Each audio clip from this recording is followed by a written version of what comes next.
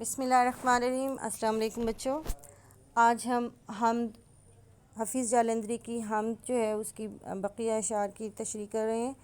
اس سے پہلے والے لیکچر میں ہم نے پہلے 2 اشعار کی تشریح کی تھی۔ تیسرا شعر ہے: زمین پر جلوہ آرا ہیں مظاہر اس کی قدرت کے، بچھائے ہیں اسی داتا نے دسترخوان نعمت کے۔ اپنے اس شعر میں پہلے مصرعے میں حفیظ جالندری کہتے ہیں کہ ہمیں زمین پر جتنی بھی اللہ کی قدرت کی نشانیاں نظر آتی ہیں وہ اس کے جلووں کے انداز ہیں۔ ہم ان علامتوں کو دیکھ کر اللہ کی ذات کے بارے میں اندازہ لگا سکتے ہیں۔ مطلب یہ کہ ہم زمین پر موجود تمام اشیاء، انسان، چرند پرند، پہاڑ، سورج، چاند، ستارے، موسم، یہ سب اس چیز کی گواہی دیتے ہیں، اللہ تعالیٰ کی جلوے کی گواہیاں دیتے ہیں، کہ اللہ تعالیٰ کی ذات کی گواہی دیتے ہیں۔ حتیٰ کہ اللہ تعالیٰ نے سورہ نور کی آیت نمبر 45 میں خود فرما دیا ہے: اور اللہ نے پیدا کیا ہر چلنے پھرنے والے جانور کو پانی سے، پس کوئی ان میں سے پیٹھ کے بل رینگتے ہیں اور کوئی ان میں سے 2 پاؤں پر چلتے ہیں اور کوئی ان میں سے 4 پاؤں پر چلتے ہیں۔ اللہ جو چاہتا ہے بناتا ہے، بے شک اللہ ہر چیز پر قادر ہے۔ جبکہ اسی شعر کے دوسرے مصرعے میں حفیظ جالندری کہتے ہیں کہ بچھائے ہیں اسی داتا نے دسترخوان نعمت کے، کہ اس زمین پر انسانوں کے لیے اللہ تعالیٰ نے ایک سرے سے لے کے دوسرے سرے تک بے شمار نعمتیں پیدا فرما دی ہیں۔ اب وہ زمین پر موجود پھل، پھول، سبزیوں کی صورت میں بھی ہو سکتی ہیں۔ یہ پھل اور سبزیاں وغیرہ بیلوں میں، پودوں میں، درختوں پہ بھی لگتے ہیں۔ اور نہ صرف یہ کہ یہاں نعمتوں پر جو ہے وہ اختتام کر دیا، بلکہ پرندوں اور جانوروں کی صورت میں بھی اور سمندری حیات میں بھی انسان کی خوراک کا بندوبست کر دیا گیا ہے، تاکہ انسان اپنی زندگی میں ہر قسم کی جو ہے وہ چیزوں سے لطف اندوز ہو سکے، اور اللہ تعالیٰ جو رازق حقیقی ہے اس کے فرمان کی عملی صورت بن کر شکر ادا کرتا نظر آئے۔ حتیٰ کہ اللہ تعالیٰ نے کلام پاک میں خود فرما دیا ہے کہ پاکیزہ چیزوں میں سے جو ہم نے تمہیں عطا کی، کھاؤ اور اس کا شکر ادا کرو۔ تو یہ سارا اللہ تعالیٰ نے انسان کے لیے طرح طرح کے رنگ برنگے کھانے پیدا کر دیے ہیں، رنگ برنگی اشیاء پیدا کر دی ہیں کہ وہ اسے خوراک کی صورت میں استعمال کرے۔ چوتھا شعر ہے: یہ سرد و گرم، خشک و تر، اجالا اور تاریکی، نظر آتی ہے سب میں شان اسی کی ذات باری کی۔ اب نے اس شعر میں حفیظ جالندری نے بتانے کی کوشش کی ہے، اور اس کے پہلے مصرعے میں انہوں نے کہا ہے کہ اللہ نے یہ کائنات جو ہے یہ بنائی ہے، متضاد اشیاء کی تخلیق کر کے اسے توازن عطا کر دیا ہے۔ صرف یہ نہیں کہ ایک ہی قسم کی اشیاء پیدا کی، بلکہ ہر چیز کی متضاد شے پیدا کی ہے۔ مثال کے طور پر اگر اللہ نے گرمی پیدا کی ہے تو اس کے ساتھ سردی بھی پیدا کر دی۔ اگر خشکی یعنی زمین پیدا کی ہے تو اس کے ساتھ ہی اللہ تعالیٰ نے تری یعنی سمندر کو بھی بنا دیا۔ پھر اجالا پیدا کیا تو تاریکی اور اندھیرا بھی پیدا کر دیا، اور یہ سب اللہ کی نشانیاں ہیں۔ جیسے کہ اللہ پاک نے خود قرآن مجید میں ارشاد فرما دیا ہے کہ ہم نے کائنات میں کوئی چیز خشک و تر نہ چھوڑی جس کا اس کتاب میں ذکر موجود نہ ہو، اور اس میں نشانیاں ہیں عقل والوں کے لیے۔ جبکہ دوسرے مصرعے میں شاعر کہتے ہیں کہ کائنات میں جو چیز بھی ہمارے دائرہ بصارت میں آتی ہے، یعنی ہم جس چیز کو بھی دیکھ سکتے ہیں، ان چیزوں کے علاوہ اگر ہم اس پر بھی غور کریں تو ہمیں سب سے بڑی شان جو ہے وہ اللہ کی شان ہی دکھائی دے گی، کہ ہر چیز میں صرف اللہ تعالیٰ کی ذات باری کی شان موجود ہے۔ مطلب یہاں حفیظ جالندری نے نظریہ وحدت الشہود کی طرف نشاندہی کی ہے کہ ہر چیز میں اللہ کی شان کی نشانیاں موجود ہیں۔ جو چیزیں دائرہ بصارت میں شامل ہیں، ہم جن کو دیکھ سکتے ہیں، ہم موسموں کو محسوس کر سکتے ہیں، ہم سورج کو دیکھتے ہیں، چاند کو دیکھتے ہیں، پہاڑوں، دریاؤں، سمندر کو دیکھتے ہیں، یہ ساری چیزیں جو ہے انسانوں اور حیوانوں کو دیکھتے ہیں، ان ساری چیزوں میں اللہ کی شان نظر آتی ہے۔ 5واں شعر، وہی ہے کائنات اور اس کی مخلوقات کا خالق، نباتات و جمادات اور حیوانات کا خالق۔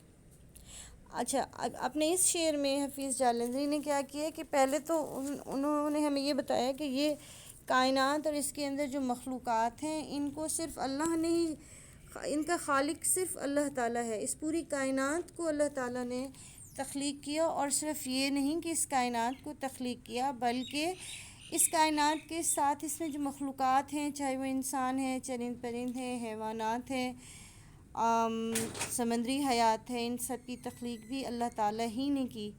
جبکہ اپنے دوسرے مصرعے میں حفیظ جالندھری نے ان چیزوں کو مطلب ان چیزوں کو بتا دیا ہے، کیٹیگرائز کر دیا ہے کہ کون کون سی چیزیں۔ پہلی کیٹیگری تو انہوں نے بتائی کہ نباتات یعنی پلانٹ کنگڈم، اس میں ہر قسم کے پودے، جڑی بوٹیاں، بیلیں، فنجائی، الجی، درخت، یہ سب کچھ گھاس پھوس نباتات میں آ جاتا ہے۔ پھر انہوں نے کہا جمادات یعنی جمی ہوئی چیزیں، پہاڑ وغیرہ جس میں سے ہم مائننگ کرتے ہیں اور نکالتے ہیں اپنے لیے مختلف وہ۔ اس کے ساتھ پھر حیوانات کا ذکر کر دیا، یعنی اگر ہم سائنس کی طرف جائیں تو وہ اینیمل کنگڈم کہتے ہیں، اور اس اینیمل کنگڈم میں تمام کی تمام چیزیں آ جاتی ہیں، چرندے پرندے درندے، اور پھر انسان بھی آ جاتا ہے۔ یعنی انسان جو ہے وہ آپ اس کو کہہ سکتے ہیں کہ انسان بھی جانور ہے لیکن وہ معاشرتی حیوان ہے۔ یہ ساری چیزیں جو ہے وہ اللہ تعالیٰ نے خلق کی ہیں کہ مخلوقات بھی بنائی ہیں زمین پر جو کائنات کا ظاہری حصہ ہے، اس کے علاوہ انسانی نگاہوں سے کائنات کے بے شمار راز چھپے ہوئے، ان سب کا خالق اور مالک اللہ ہے جس کا کوئی شریک نہیں۔ اور پھر آپ دیکھیں کہ سورہ ہود کی آیت نمبر 7 میں بھی اللہ تعالیٰ نے فرما دیا اس سلسلے میں کہ وہی اللہ ہے جس نے 6 دنوں میں زمین و آسمان تخلیق فرمائے۔ دوسرے مصرعے میں جو ہے وہ میں نے آپ کو بتایا ہے کہ 3 قسم کی چیزیں بتائی ہیں کہ پہاڑ اور ٹھوس چیزیں ہیں، نباتات ہے اور حیوانات ہے، تمام یعنی جانور بولنے والے، اور انسان جو ہے حیوان ناطق یا معاشرتی حیوان کہلایا جاتا ہے۔ ان کو بنا کر سب چیزوں کو اللہ تعالیٰ نے انسان کو جو ہے اپنا اشرف المخلوقات بنا دیا۔ اس طرح اللہ تعالیٰ ہی ہے جو ان سب کا خالق ہے، یعنی خلق کرنے والا ہے، پیدا کرنے والا ہے۔ شعر نمبر 6، وہی خالق ہے دل کا اور دل کے نیک ارادوں کا، وہی مالک ہمارا اور ہمارے باپ دادوں کا۔ اس میں مختصر سی بات ہے کہ اس میں دیکھیں کہ اللہ تعالیٰ انہوں نے اس چیز کو بیان کیا ہے، پہلے ساری چیزیں الگ الگ کر کے بیان کر دی ہیں، اب انسان کی تخلیق کے بارے ہی میں اسی پچھلے شعر کے ساتھ اس کا تعلق قائم کر دیا ہے کہ اس نے نباتات، جمادات اور حیوانات تو بنائے ہیں، لیکن اس نے ہم انسانوں کو بھی پیدا کیا اور ہمارے دلوں میں گزرنے والے ہم انسانوں کو پیدا کیا تو ہمارا دل تخلیق کیا، اور پھر اس دل کے اندر سے گزرنے والے ہر اچھے ارادے کو بھی اللہ تعالیٰ ہی پیدا کرنے والا ہے، اور وہی ہمارا مالک ہے، اور ہمارے باپ دادوں کو بھی اللہ ہی نے تخلیق کیا ہے۔ کہ اللہ تعالیٰ دلوں کا حال جاننے والا بھی ہے، وہ دل ارادوں کو جانتا بھی ہے اور پہچانتا بھی ہے، بلکہ اللہ تعالیٰ سورہ انفال میں اللہ تعالیٰ نے ارشاد فرما دیا ہے، سورہ انفال کی آیت نمبر 24 میں، کہ بے شک اللہ انسان اور اس کی دل ارادوں کے درمیان حائل ہو جاتا ہے۔ اگرچہ انسان کی پوشیدہ اور چھپی باتوں کو بہت سے لوگ جانتے ہیں، لیکن حقیقت میں اصل رازوں کا رازداں صرف اللہ تعالیٰ ہی ہے۔ اس کے ساتھ ساتھ اللہ تعالیٰ نے یہ حفیظ جالندھری نے بتایا ہے کہ اللہ تعالیٰ نے نہ صرف یہ کہ ہمیں تخلیق کیا بلکہ ہمارے باپ دادا کو بھی خلق کیا، حضرت آدم علیہ السلام سے لے کر آج تک اور آخر تک پیدا کرنے والے انسانوں کو جو ہے بنی آدم کا تخلیق کار صرف اللہ ہی ہے۔ اس کے لیے آپ یہ دیکھیں سورہ ذاریات کی آیت نمبر 56 میں اللہ تعالیٰ نے فرمایا کہ بے شک میں نے جنوں اور انسانوں کو اس لیے پیدا کیا کہ وہ میری عبادت کریں۔ پھر ظاہر ہے جب ہم سب کو تخلیق ہی اس نے کیا ہے تو پھر وہ بلا شبہ اس چیز کو ڈیزرو کرتا ہے کہ انسان اپنی تخلیق کا مقصد پورا کرے، اور ہماری تخلیق کا مقصد اس کی عبادت ہے۔ اس نظم کا آخری شعر ہے: بشر کو فطرت اسلام پر پیدا کیا جس نے، محمد مصطفیٰ کے نام پر شیدا کیا جس نے. کہ پہلے مصرعے میں حفیظ جالندری نے کہا ہے کہ بے شک انسان کو اللہ تعالیٰ نے فطرت اسلام پر پیدا فرمایا ہے.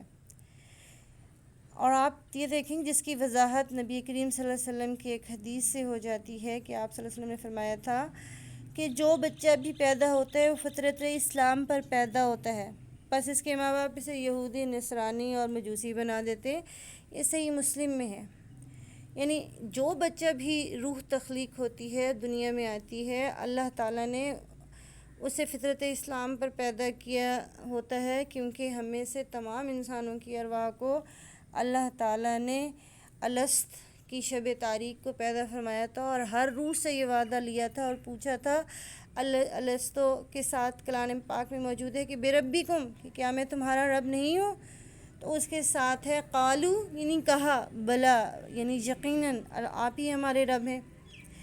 اور پھر کیا کیا کہ ہر شخص کو فطرت اسلام پر پیدا کیا. اور دوسرے مصرعے میں حفیظ جالندری نے اس بات پر اللہ کا شکر ادا کیا ہے کہ اس نے ہم انسان کو نہ صرف یہ کہ اسلام کی فطرت پر پیدا کیا، بلکہ یہ اللہ کی جانب سے ہی ہے کہ اس نے جو ہے انسان ہمیں جب پیدا کیا تو ہمیں آپ صلی اللہ علیہ وسلم پر ہمیں آپ صلی اللہ علیہ وسلم کی محبت عطا کر دی. اصل میں کیا ہے کہ ہمیں وہ بتا رہے ہیں کہ مقصد تخلیق کائنات بتا رہے ہیں کہ اللہ تعالیٰ نے رنگ و نور کا یہ میلہ صرف اپنے محبوب کے لیے لگایا ہے. اسی لیے تو پھر آپ یہ دیکھیں کہ سورہ احزاب کی آیت نمبر 56 میں اللہ تعالیٰ نے خود فرما دیا ہے کہ بے شک اللہ اور اس کے فرشتے نبی کریم صلی اللہ علیہ وسلم پر درود بھیجتے ہیں. اے ایمان والو تم بھی ان پر درود بھیجو اور سلام کہو. ہمارے آج کا یہ لیکچر یہاں ختم ہوتا ہے. اگلی لیکچر میں ہم اگلے سبق کی طرف بڑھیں گے. اس کے ساتھ مجھے اجازت دیجیے. البتہ آپ کا کام یہ ہے کہ میں نے جو آپ کو تشریحات کرائی ہیں، ان تشریحات کو آپ اپنی نیٹ کاپیوں پر لکھ لیجیے، کیونکہ آپ کو سب کی طرف سے نوٹیفیکیشنز مل گئے ہوں گے کہ جو بچے بھی اپنے کام کریں گے ان کو اس مارکس کی ویٹیج دی جائے گی اور ان کا کام باقاعدہ چیک ہوگا. اللہ حافظ.